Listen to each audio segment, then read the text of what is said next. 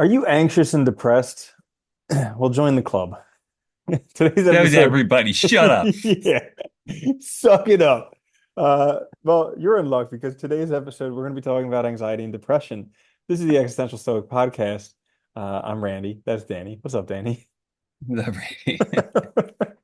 That's like the only anxiety and depression thing where we don't coddle people. Everybody else is like, Yeah. you poor little thing. And we're just like, shut up. Everybody is. Get Yeah, over yourself. yeah, It right? is true that it is funny that like everybody you freaking talk to because there's just too much anxiety inducing crap all around us. And it's funny, like I remember watching there was a really good documentary on Netflix about social media. And they were talking about like all the how they hired all these like top psychologists to come in and like, help them basically manipulate people. And it's all emotionally targeted, right? So it's always like everything in your feed, those algorithms are meant to get your emotions up. It's the same with the news. It's the same with all these opinion talking head things, right? It's meant to just make you angry or anxious or depressed because then you'll keep scrolling and looking. But if it made you happy, you would just walk away. Or if it made you like, if it didn't make an emotional, thing, you could easily walk away from it, right? But Hmm. I think that's what's interesting. But so we're just surrounded by stuff that's constantly trying to make us on edge. And then people wonder why they're anxious and Yeah, it's like depressed. turn off the garbage, put down your phone, unsubscribe from social media, stop watching the news, and life gets a lot easier. It does. But I won't be a good citizen. I won't be up to date on what's going on. People will know stuff and I won't be on the cutting it. Yes, you will, guarantee. It's not that hard. I gave it up in 2008. And believe me, everybody loves to talk your ear off. They think it's the You know best what's thing funny ever that too? you don't know the news so they can download their bullshit into you. Yeah, they love And it. even when you don't know it, I can still guess exactly basically what's happening. Yep, exactly. It's not hard. Same thing's been going on forever. Yeah, it's like Yeah. it's every day. It's just the end of the world. This new thing is the end of the world. This person is the worst person ever. We need to cancel them and everything they ever stood for. Oh yeah. And it's just And like the it's same. like, And this type of person is, everybody needs to love and respect them and because yeah. yeah, all that. Everybody's That's just outraged about everything. It's same all thing over and over again. it's Well, horrible. it's kind of like the analogy of like, letting the mud settle in the water. How like, we can have peace if we just let the mud settle. But the thing is, we've got it in a blender going on high speed nonstop. And Dude, yeah, well, and it's like everywhere you go. What's funny is like even if you don't watch the news, even if you don't use social media, like you go into a bar, the airport, and it's on the TV, dude, super I hate loud. that Like, stuff in oh the God, I airport, how know. they have TVs all over the place with the news And on. It's like everyone's I could news. care less. Yeah, 24 news, like yeah, hour cycle. It's just yeah. worst thing we ever did was that and like social media probably, but Well, I mean, there's also plastics in the ocean well, and that too. All those other all the horrible things. batteries. You know, That's true. Like the 6,000 chemicals we created there's that a aren't few things natural that are in the world. we've made a There's couple other mistakes. they're also bad. One or two. One or two. But it Yeah, it wasn't is funny. intentional. Uh, so Actually, it interesting. probably was, but yeah. Yeah, Anyway. well, interesting thing about anxiety and depression. So, like, there's actually really, really good ways to address them. Like, I Oh, actually found this because I've been reading a whole bunch on the topic, and yeah. Before there's you say that actually though, like because really good scientifically backed studies on effective treatments that are yeah, non-pharmacological, well non-drug that's related treatments that actually work way better than the drugs. And that's what it cracks seems me up like is nobody knows about them. there was a so we were watching a movie last night and a commercial came on. It was for a drug, and it cracked me up because it was a drug that you take in conjunction with your depression medicine if your depression medicine isn't working good enough. And I was like, because like none of those, what's funny is like none of those medications work well. No. They're like barely better than a placebo most of the time, Well, barely, yeah, if at all. but for the most Like part, they're not better than a placebo because no. the only studies that the companies report are the ones where they actually have a marginal increase above a placebo. But for the most part, they're not fixing it, they're And not they're curing it, anything like that. But Well, the they're crazy part is people don't realize too the line for what counts as like they pass the threshold of like this is successful medication is so freaking low. yep. It's like it just has to be better than the alternative if there is one, or a placebo, Not to which is mention, like, not to mention that antidepressants give you like a 3 to 5 times higher chance of suicide, which is exactly not the type of drug you would want to put somebody on if they're depressed. I know. It's But like it doesn't make well, sense. It's like you're not feeling good, you're depressed, you're having thoughts about suicide. Okay, we're gonna put number you on a one side drug that's effect of gonna this, increase your chance of suicide 3 to 5 times. number one side effect. But you know what kills me though And too? it's marginal. It may not be better than a placebo. Like we could give you a sugar pill and you could do just as well. It's more about how you think about it than it is actually this doing anything. Yep. But then you're also stuck on them because you can't even like get most of them you can't stop taking either, which it's like Dude, horrible. especially And okay, yeah. So like especially the anti-anxiety medications like Xanax and stuff like oh that, because God, you yeah. stop taking that and it gives you anxiety. Like the thing that you're taking it for, if you get off of it, you Oh have yeah. withdrawal symptoms and you also get anxiety from coming It's off of it. horrible. Yeah. Yeah. And it's because it's I think one of our I think well, this is my I guess anecdotal opinion, but I think one of our biggest problems is we don't give people a chance to eat to get You healthy mean aside either. from the 24-hour news cycle? And that besides that. No, but I mean like, like it's like you have look, everybody has to work. Society moves very fast, right? But it's like when something does happen like this, you can't just stop your life, and go get help and get healthy. So Hmm. what do? People do the quick solution, which is take this thing, because this thing, we're telling you will help. And so they just swallow the pill every day and hope that it helps without doing anything else. And Hmm. it's like that is such a crappy system. And I really think it's funny because we think medicine's so advanced, but we're still in its infancy. I Totally. mean, if you think about it, like it's not like it's been around that long. Yeah. Well, pretty much for the most part, there's really only a couple types of medications that actually made a huge difference. The rest of them are just kind of Like Like antibiotics, huge difference, life-changing difference. vaccines, yeah, helps. Yeah, vaccines, that's, people argue that. But insulin, antibiotics and insulin, those are the two types of things that actually made a noticeable difference.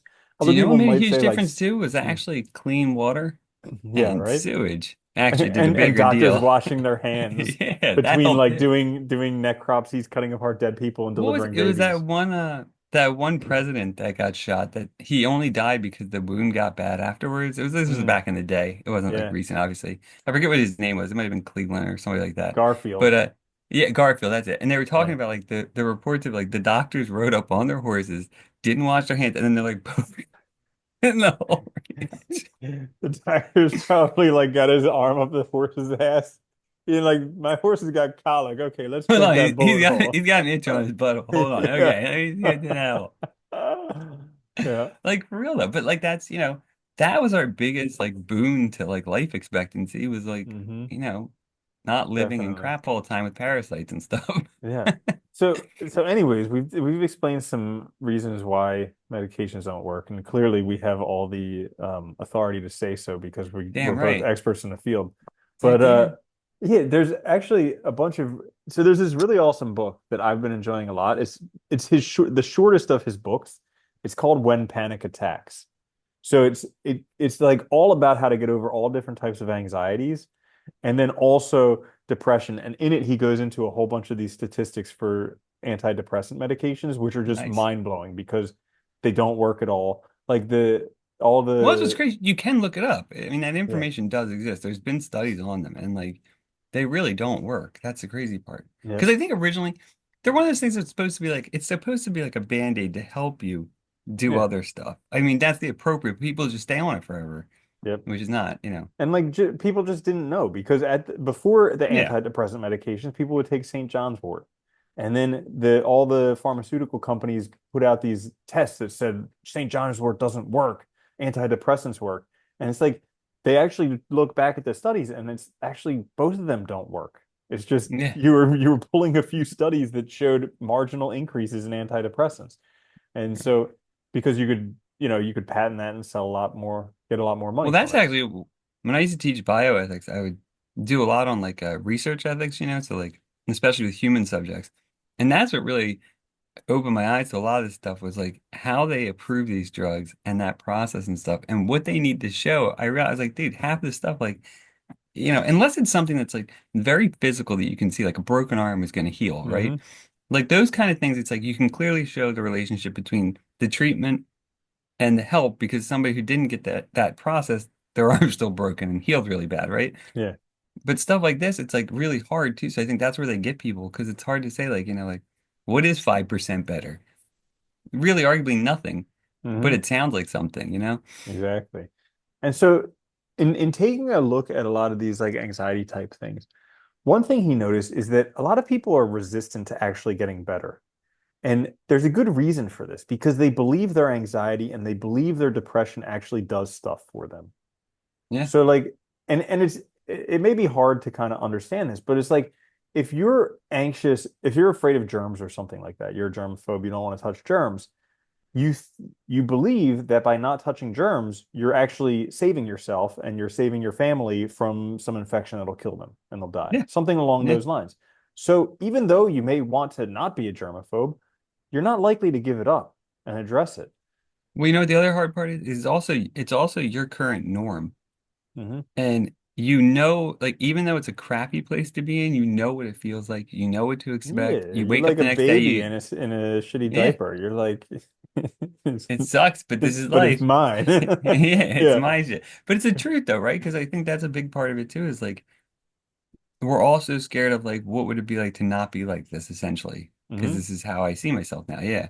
Yeah. And it's So very it's strange. really cool in that in the book he talks about dealing with the resistance that we have, and then recognizing the distortions in our thinking because in there are some distorted thoughts, and Oh, then there's definitely some. Yeah. yeah, and then the best thing for it is exposure therapy, getting doing the thing that you're most afraid of. And for pretty much Huh. all anxieties, you need to do that. And the crazy thing, so like this is a really interesting thing, is like a lot of people who are anxious will say, like, I can't do that because that's just like it'll push me over the line, I'll whatever. And it's like every time you avoid it, it just reinforces that anxiety. Yep. Yeah. Yeah. And it's just like you're making your own barrier, right? Hmm. And it's really funny, but it's true. Like, dude, there's so many people I know that are like, I don't like calling people on the phone or whatever. Like, Yeah. and it's like, okay, you don't like it. Nobody, I don't think anybody particularly loves to call strangers on the phone, or deal Hmm. with BS, but it's like you definitely could do it. Right. Like, Yeah. but they're convinced they can't. And I think that's the crazy part. It's like we're like our own worst enemy, but we could also be our own greatest help. But we Hmm. just refuse to like do the things that would make it better. Yeah. And he's also got a whole bunch of great suggestions in that book and also Feeling Good and Feeling Great about dealing with depression because it is he calls it the world's oldest con, Yeah. where basically we believe these distorted thoughts. And it's so easy to believe them because like I know you and I talk about this all the time, how like I did for a long time too. Yeah. when we're tired at the end of the day, like the stuff that goes through our minds, like we just think, oh, my life is the worst ever. Like how it's just I'll not never be fair. able to Like keep doing this. yeah. Like, yeah. And then we go to sleep, wake up in the morning, and we're like, I don't even know how I thought that. But you know what's funny? It's like, because in that moment, there is this like slight truth that, like, if I was always like this, as tired as I am now, Mm, yes, it would be very hard to do those things. But you're forgetting that, like, you just need sleep and then you won't be like that. Like, it's really stupid. But we take the reality of now to be like a hmm. fixed thing instead of, Yeah. changeable. Yeah. So if you have anxiety or depression, check out the books by David Burns, Feeling Good, Feeling Great, When Panic Attacks. He has some other books too. They are good. You've been talking about a ton. I read some of Dude, the samples of them. They're very I good. mean, this is like life-changing He's a good stuff. This writer is too. he's literally like the Michael Jordan of psychotherapy. He's like on a whole different level from everything else. Well, we need to do the reality And is like, I mean, that's the other thing. Psychology too is such a new field. Like that's people forget that. It's been dude, around for like what, like 60 years, and the really? reason, dude, and the reason why he is on the next level is because he believes in science-based psychology. So like most psychology and psychotherapy and everything is just schmoozing behind closed doors with no accountability or nothing. But he developed No, a they just team CBT model, and the T in team stands for testing. So before and after every session, he has his clients fill out a questionnaire in terms of anxiety and depression. yeah, And because most psychiatrists they just sit and talk to you indefinitely yep. for however many years you want, and there's Yeah, no bar for you because getting better. they're actually incentivized not to help you because Yeah, if they fix your problem, you're no longer a client. They're not making money from you. So they're yeah. incentivized to just milk it forever. Much like the drug companies are incentivized not to cure things. Hmm. Yeah, exactly. It's crazy, right? Yeah. I also think that a lot of the anxiety and depression is just from we're just repressing so much stuff. Like ever since political correctness, like that Yeah. around the same time that political correctness started is when anxiety and depression just went through the roof because people just have to repress all the stuff they think and feel, and then they feel bad because they think and feel this stuff. And it, of course, that causes anxiety and depression. Yeah, it's funny too, because like that stuff, like when people get on that bandwagon, they expect everybody to immediately change. And it's like, look, I'm sure lots of people will change, but you gotta also give them time to like adjust to social changes, and like, Hmm. but they just demand it's immediate. And I think, yeah, that's probably true. There's Yeah. so many factors, I think, and I think it's tough because things do move fast. We don't give ourselves time to even work through anything. And that's a huge part too. Like just realizing, like, look, I might be anxious and depressed. It might take time to get over, but it's definitely doable. I just need to do some stuff to get over it. And I Hmm. think, yeah, So, like we were saying in the beginning, suck it up. yeah. I don't feel bad. We've both been through this so many times. It's And like, it's a yeah, recurring thing. It's like it it's is. something that'll just be. Here's another thing. It's like, we always want to get over these negative things. What about like how about the They're part of mindset? life. Exactly. How about the Yeah. mindset, you know what? I'm probably just going to suffer with this for the rest of my life, but that's okay. I can I've do been this. thinking, I've been thinking a lot about what like Aristotle and like the virtue ethicists say about like happiness, because like it was flourishing. And their idea of like the point of being virtuous is that you'd be better equipped to deal with the bad things in life.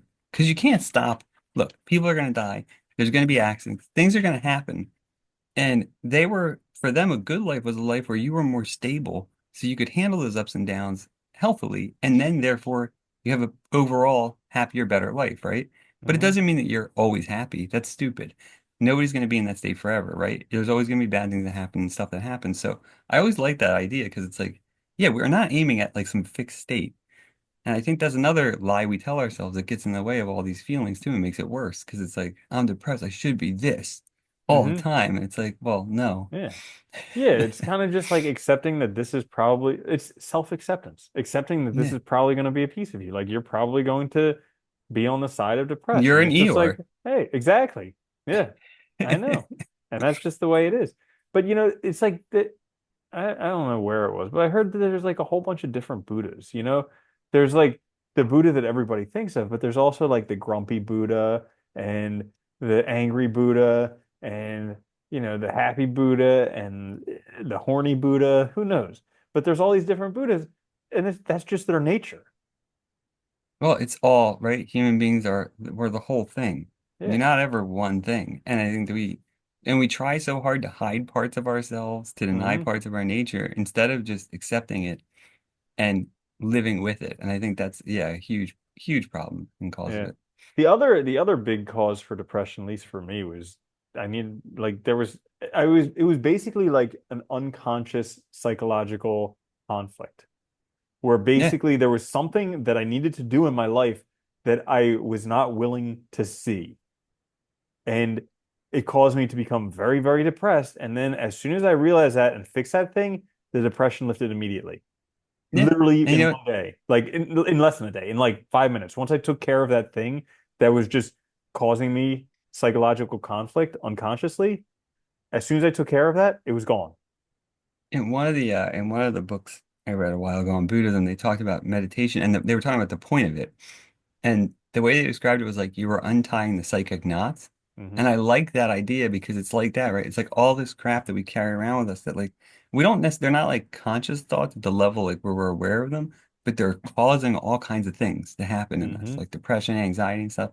And through meditation, like we can untie those knots slowly and get to that place where we're accepting ourselves. I always thought that was a cool way to look at it too.